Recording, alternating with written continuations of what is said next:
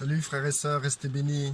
Bon, alors, comme je suis en contact avec beaucoup de personnes sur Internet, sur Facebook, sur YouTube et au dehors aussi, j'ai un aperçu vite fait de, de, de certaines difficultés que des frères et sœurs peuvent traverser.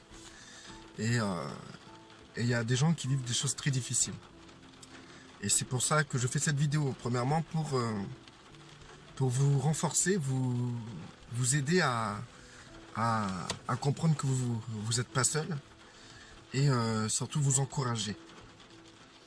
Donc, la première chose que je tiens à vous dire, c'est que vous ne devez pas vous sentir les seuls à vivre des choses difficiles en tant que chrétien, en tant qu'enfant de Dieu.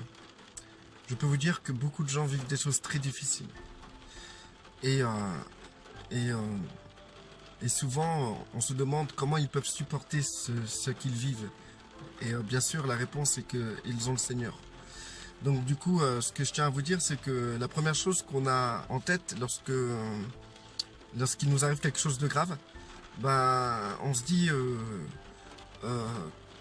qu'on se croit seul à vivre des trucs pareils. Et on se croit maudit, on croit que c'est des choses qui arrivent qu'à nous, quoi. Et ça, c'est pas vrai. Beaucoup de frères et sœurs vivent ce que nous vivons. Ce que tu vis là, par exemple, frère, si toi, tu te sens concerné dans cette vidéo et que tu vis quelque chose de difficile, dis-toi qu'il y a beaucoup de frères et sœurs qui vivent des choses difficiles comme toi, tu les vis.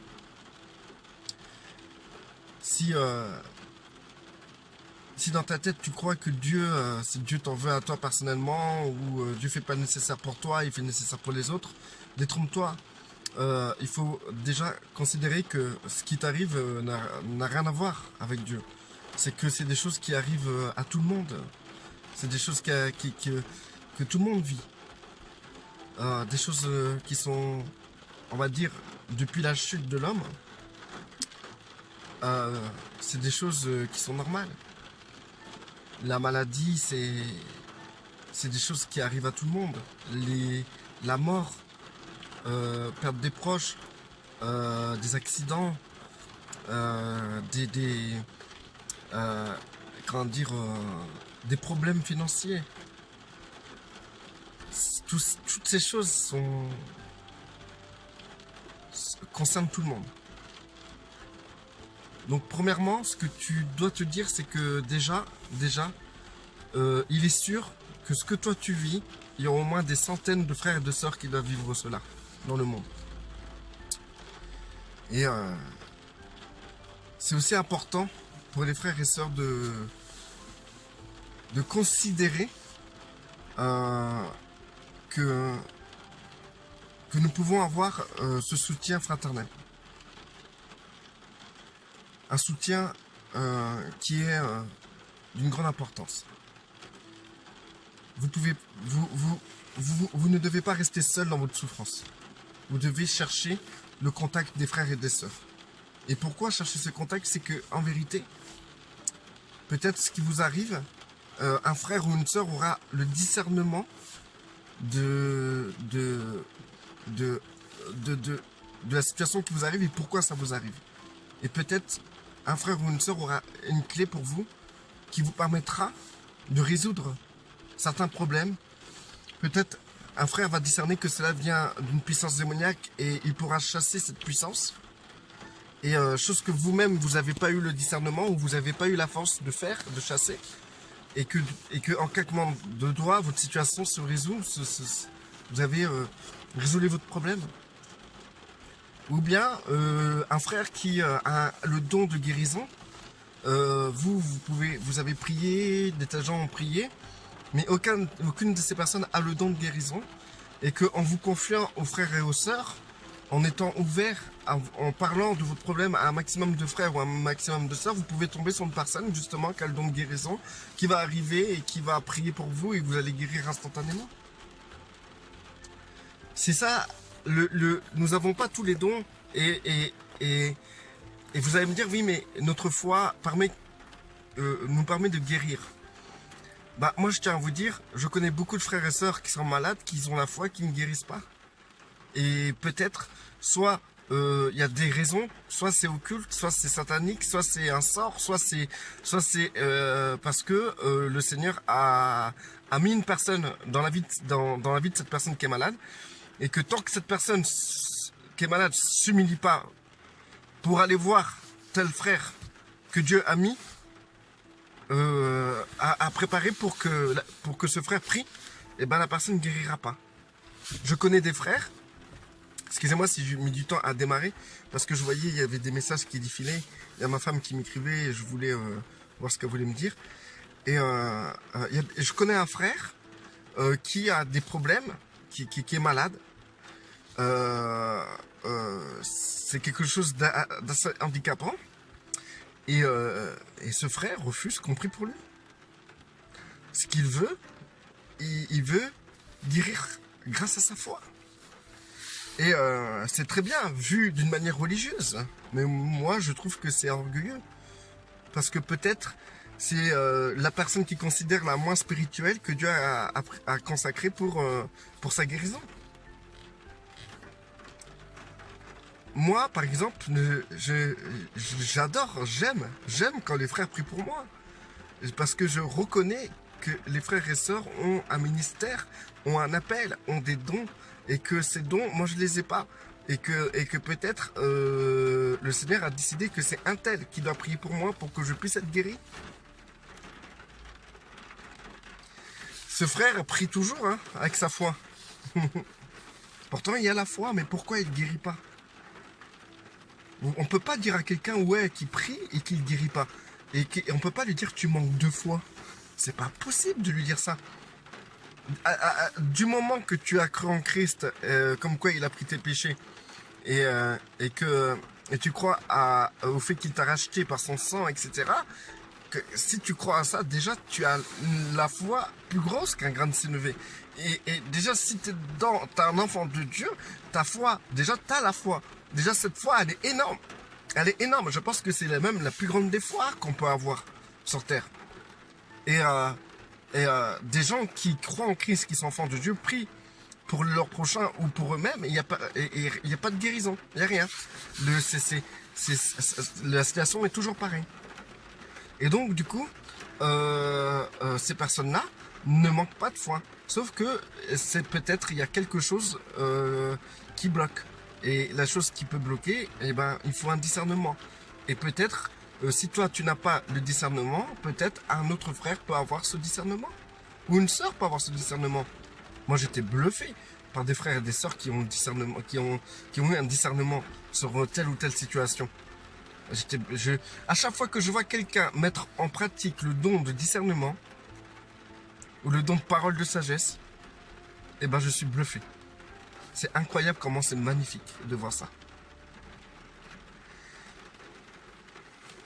Il y a des situations que vous pouvez prier et peut-être que ça va pas marcher et ça marchera jamais. Et je pense et tout que il y a la foi pour la guérison, pour la délivrance, pour le miracle, mais on doit aussi avoir la foi pour l'acceptation des situations que Dieu ne veut pas changer. Celui qui arrive à discerner c'est quoi le problème, ben c'est quelqu'un qui est en paix. Peut-être souvent le Seigneur ne veut pas changer certaines situations, c'est lui qui ne veut pas. Il n'ouvre pas la porte. Et celui qui arrive à discerner cela, il est en paix, il accepte. Et ça fera partie de sa vie. Ça fera partie de la volonté de Dieu. Et ça fera partie de ce que Dieu veut pour la personne. Ou sinon, si c'est pas que la volonté de Dieu, que tu restes comme ça, ben, il faut trouver ce que Dieu veut et comment tu dois agir. Souvent, Christ, quand il priait pour les gens, à chaque fois, il leur faisait faire des trucs différents. Un aveugle, il priait pour un aveugle, il mettait de la boue avec de la salive sur ses yeux. Et après, il disait d'aller se nettoyer, je sais pas combien de fois. Ou un tel, il disait de faire ça. Ou un tel, il faisait ça. Et pourquoi c'était pas tout le temps la même chose? Il fallait faire des choses différentes à chaque fois. Et du coup, dites-vous que vous, c'est pareil. Que peut-être s'il n'y a pas de solution, ni de de portes qui s'ouvrent par rapport à votre problème, c'est peut-être parce que vous n'avez pas la bonne clé. Et, et pour être clair avec tout ça, vous avez besoin de vos frères, vous avez besoin de vos sœurs qui, eux, peuvent vous donner cette clé. Moi, si j'ai un problème, je consulte le Seigneur, l'Éternel, mais souvent, on n'arrive pas à percevoir ce que Dieu veut nous dire. Et c'est là que les frères et sœurs interviennent. Parce que le Seigneur agit énormément dans son peuple. Et souvent, il utilise son peuple pour nous parler. Et la majeure partie du temps, il utilise son peuple pour nous parler. Et donc, du coup, moi, je n'hésite pas à aller vers le peuple de Dieu pour résoudre des problèmes. Qui peut dire qu'à chaque fois qu'il prie, ben, il arrive à recevoir ou à percevoir ce que Dieu, la réponse que Dieu lui donne? Moi, je connais des gens qui croyaient que c'était Dieu qui voulait qu'il soit malade. Une fois qu'on a prié pour cette personne, ben, elle a été guérie. Je connais des gens qui croyaient que c'était quelque chose que Dieu avait mis en eux, dans leur personnalité, quelque chose qui fait qu'ils se comportent de telle manière. Une fois qu'on prie pour eux, il y a un démon qui quitte cette personne.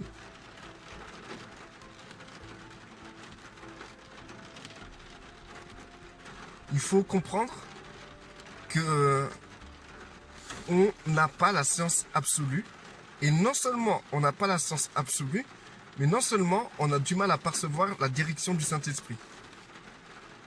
Et si tu te lèves le matin en ayant conscience que tu as du mal à voir la direction du Saint-Esprit et que tu n'as pas la science infuse, tu comprends qu'à partir de là, pour marcher dans le corps du Christ, tu as besoin de ton frère, de ta sœur qui ont le don de discernement, le don de sagesse. Si toi tu as le don de sagesse, sache que premièrement, les dons ont été donnés pour l'édification du corps du Christ, mais pas pour toi. Les dons sont pour ton prochain, les dons sont pas pour toi. On a déjà vu plusieurs fois la situation où les gens avaient le don de guérison et qui tombaient malades eux-mêmes et qui guérissaient pas. Parce que les dons ont été donnés pour les autres. Donc la personne a dû grandir dans sa foi pour parvenir à guérir.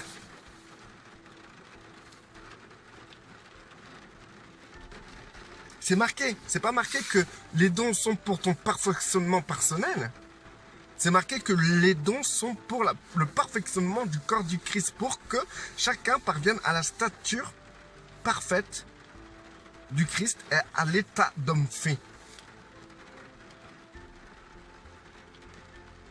Si tu as le don de prophétie, c'est certainement pas pour toi, c'est pour ton prochain. Si tu as le don de guérison, c'est pas pour toi, c'est pour ton prochain. Si tu as le don de discernement, de sagesse, etc., c'est pour ton prochain.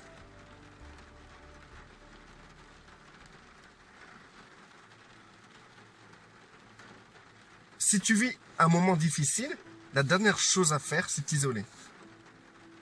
La dernière chose à faire, c'est rester dans ton coin, dans ta chambre. Va voir des frères et demande aux frères et aux sœurs de prier pour toi.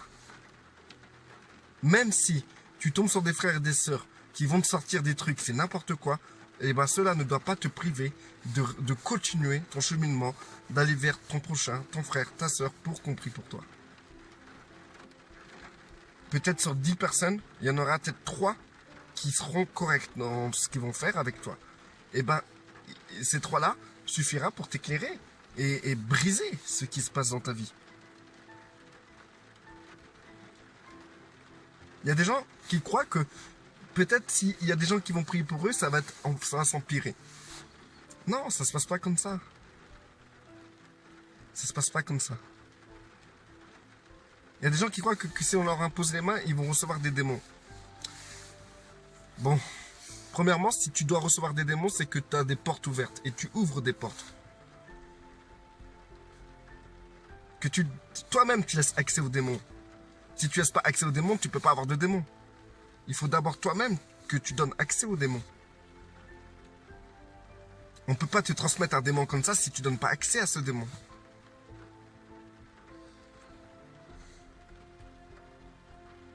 Et puis c'est de la superstition. C'est n'importe quoi. Moi, il y a des tas de frères et des tas de sœurs qui prient pour moi. Il y a peut-être des gens qui m'aiment pas trop et qui prient n'importe quoi. Et ben, je tiens à vous dire que je suis béni. Parce que la bénédiction est plus grande que la malédiction. Il suffit qu'il y a 3000 frères qui prient pour moi pour me maudire. Ben, un seul frère. Il suffit d'un seul frère qui veut me bénir pour que la malédiction s'en aille. En tout cas, frères et sœurs, vous vivez des choses difficiles. Eh ben, ne restez pas seuls. Faites tout pour qu'on prie pour vous. Trouvez des gens qui aiment prier. Cherchez des intercesseurs. Et vous verrez comment ça va se débloquer. Et il y a des situations que Dieu laisse la porte fermée. La clé, il la garde pour lui. C'est sa volonté. Et donc, dans ces cas-là, demandez qu'on prie pour vous pour que vous puissiez accepter la situation. Parce qu'une fois que vous aurez accepté la situation, vous serez en paix. En tout cas, restez forts et bénis. Et merci pour tous ceux qui me soutiennent. Vous êtes dans mon cœur et vous me faites vraiment beaucoup de bien. Restez forts et bénis.